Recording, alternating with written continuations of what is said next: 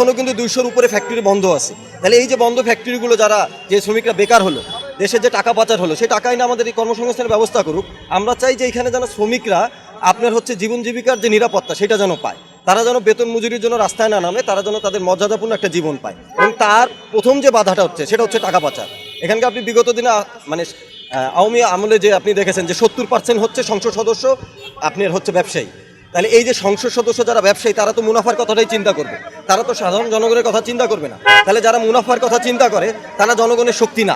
তা আমরা বলতে চাই জনগণের সকলের নিরাপত্তা, কাজের নিরাপত্তা এবং মজুরির যে নিরাপত্তা, সম্মান, সেই সম্মান বহাল রাখতে আমাদের যে নতুন ব্যবস্থা, নতুন যে বন্দোবস্ত আমরা যে এই যে জুলাই অভ্যুত্থানের মাধ্যমে পেয়েছি, সেখানে আমাদের কাজের নিরাপত্তা লাগবে, জীবন জীবিকার নিরাপত্তা লাগবে। আমরা এই কারণে আজকে এখানে দাঁড়িয়েছি।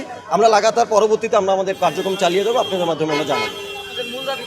আমাদের মূল দাবি পাচারকৃত টাকা ফেরত আনতে হবে এবং হচ্ছে দেশে কর্মসংস্থানের ব্যবস্থা করতে হবে, এবং পাচারকারী যারা চিহ্নিত, যারা আসলে বড় বড় প্রতিষ্ঠান, অর্থকারী প্রতিষ্ঠানগুলোতে বসেছে, তাদের বিচার নিশ্চিত করতে হবে। তাহলে আমরা মনে করি যে পরবর্তীতে এই যে পাচারকারীরা তারা হচ্ছে বাধা পাবে। যদি সরকার দায়িত্ব না নেয়, পাবলিক আসলে এটা কিছু করতে পারবে না। নাহলে দেখা যাবে যে আরেকটা অভ্যুত্থান ঘটে যাবে এই যে পাচারকারীদের বিরুদ্ধে, তখন আসলে সরকার পড়বে, বারবার সরকার পড়ে। তাহলে পরিবর্তনটা আমরা এবার চাচ্ছি, যে পরিবর্তন চাই, পুনরাবৃত্তি চাই। আমার নাম আরমান হোসেন, আমি কেন্দ্রীয় মুখ্য সংগঠক জাতীয় শ্রমিক শক্তি, এনসিপি।